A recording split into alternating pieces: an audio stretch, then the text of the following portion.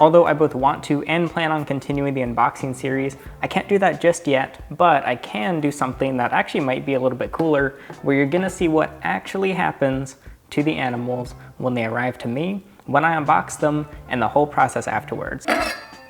So it's not gonna be as fun as the videos you're probably used to. This is a more realistic what happens when I take in an animal, because just about everything on the site has sold. That has allowed me to very slowly trickle in animals before I get an actual new house. Luckily, this person was near the top of the wait list, and the animals all looked extremely healthy in the pictures. We'll see if that is the case. Also, I'm in my living room because one, my studio light stopped working, so I need to fix that, and there's better lighting down here. And two, realistically, I normally unbox animals just around the house. There's 2 bags. They bagged 2 of the geckos for some reason. Maybe the containers are too small. This person really did want to keep them, but because of medical reasons, they literally just could not. They all look extremely healthy. These are the healthiest fat tails I've seen. They're the biggest too, actually. They're all just slightly different morphs, and I'll have to open these 2 up. But before I can do that, I need to actually set up their enclosures. I've learned that simplicity is key when it comes to rehoming actually healthy animals. When an animal's gonna be here for quite a while, like some are here for over 12 to 15 months, while others are only here for a handful of weeks, like these leopard geckos. So we don't really need to focus on enrichment, and instead just what they need and the most efficient way to keep things clean and simple. So I just went with these Sterilite tubs. They get a couple hides, one on the warm side where I'll put heat tape, one on the cool side. I forgot to buy Tupperwares for the humid hides, but I ended up just using their deli cups later with some paper towel thrown in and a little moisture.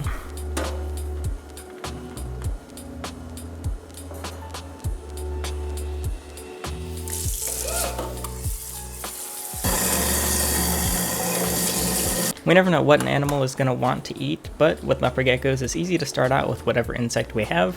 I then just check back every couple days and see how much each one has eaten, and if they need to change diets to a different insect.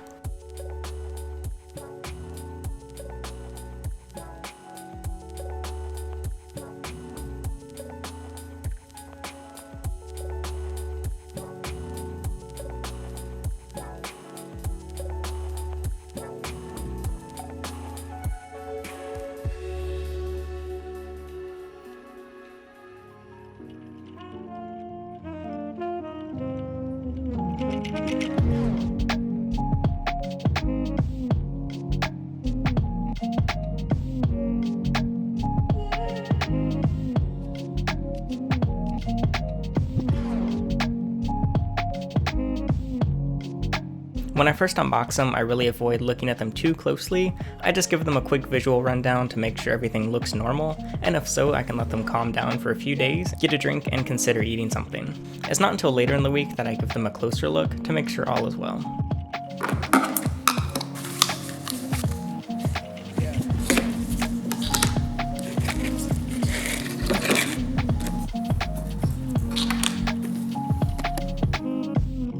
I got very lucky in this video because these truly were perfect animals that we got sent in. It's extremely rare for people to send not just 1 but 8 animals, all of which are as expected, and ended up having no issues in the few weeks that we looked them over.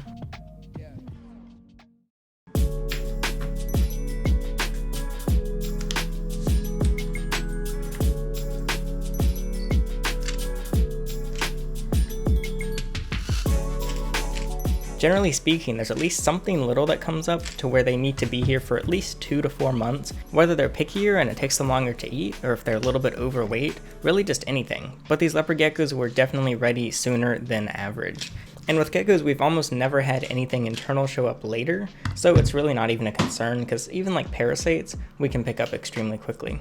I didn't actually film any of the cleaning on them or checking them, but that's pretty simple. You just take them out, see how they're doing, and clean up their messes. Give them new insects, see how much they've eaten, fresh water, all the usual stuff that you'd expect. And now it's time to photograph them and get them up on the site. You could say my 2021 word of the year is simplicity. I've already said it like 5 times, and that goes to everything. Anything I can do to save time, money, or energy without cutting corners, is totally worth it. I'd like to think of myself as a photography enthusiast, and I've loved it for years, but I have to admit, I've simply been shooting the animal images completely on auto. Autofocus, auto shutter speed, auto aperture, auto ISO, auto white balance, everything. It is so much more simple, and I just shoot JPEG, throw them up on the site, and it's made no difference when it comes to sales, so it's worth saving the time.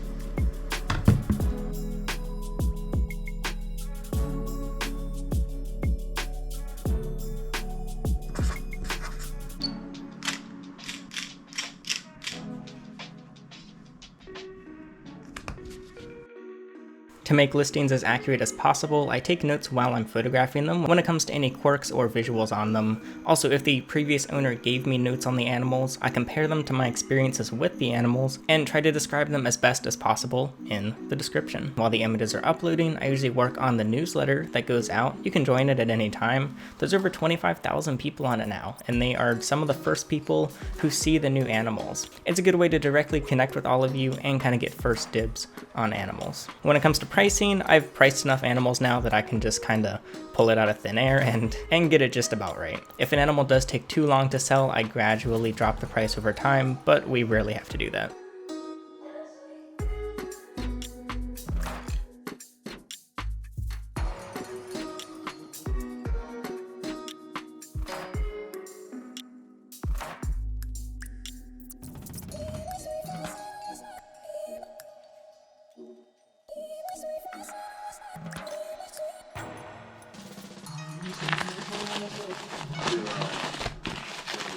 I decided to expose how messy my desk gets when I'm actually just on a normal work day. And once the animals are up, they usually start selling immediately.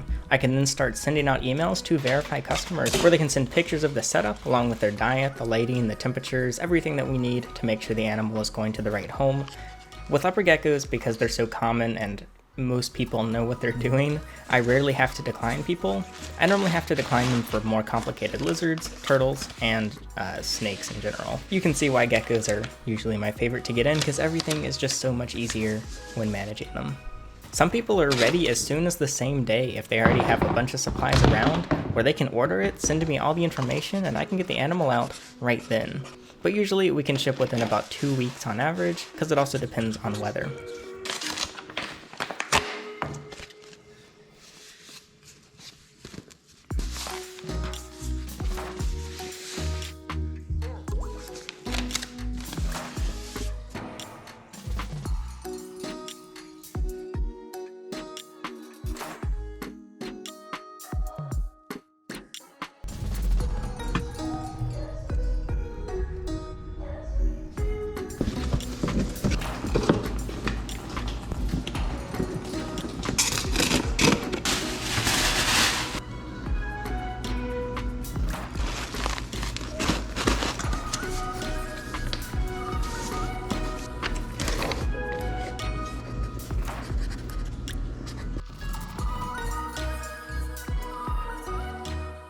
And in 10 minutes, that summarizes my emerald scales experience. You can see there's a lot of contrast if you've watched some of my videos from the past couple years. It's just me right now doing everything, but that's easy when there's only about 10 to 20 animals at any given time, because last year and the year before, we had a maximum of about 100 animals coming in at any given time, because there were basically 4 of us. One was running around caring for animals, one was freaking out over just hundreds of emails that had to be dealt with, one of us would be focused on the logistics and getting everything organized, one would be just cleaning enclosures and making sure everything's sanitary, that new animals are being quarantined in our separate rooms, and all of this just hectic, crazy stuff. But now that all of those are out and I just have to dedicate about 1/3 of my time to a small handful of animals at a time, it's been pretty chill, pretty relaxed, and much easier. However, this does come with downsides. We certainly can't help as many animals. I'm definitely not seeing as much revenue because there's only a few animals up at any given point, and people looking for new animals have a very limited selection,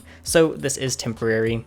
It's just what I gotta do for basically the rest of winter, and hopefully spring will be different. If things go as expected, you can expect a lot more content like this where I'm just showing what we're doing, and a lot more vlog style, because they are my favorite. You can check out emerald scales at any time. If you're watching this right when I post it, there's probably not much, but if you're watching in the future, we probably either have a much bigger selection Or maybe there's nothing at all. Maybe we failed. Who knows? Thanks to everyone on Patreon who helps give me kind of a more steady income while I work on these projects, while things are all over the place and I just don't exactly know what to expect. If I continue to build back up, I will probably have to get help from a few more team members once again, so if you're in North Carolina, you can always keep an eye out for possible positions or help that we need. But I would be completely lying to you if I said that I don't prefer how things are right now. But ultimately, it's just not satisfying enough to be my end goal. So you can expect things to get hectic, but hopefully in a more organized chaos type of way instead of a chaotic chaos type of way. Thanks for watching. You can check out the other unboxings, which were a bit more fun, or you can see me shipping off more animals. There's a bunch on my channel, so I encourage you to check it out, and I appreciate it if you do. That's it for this one. I'm Alex over a voiceover, and thanks for watching.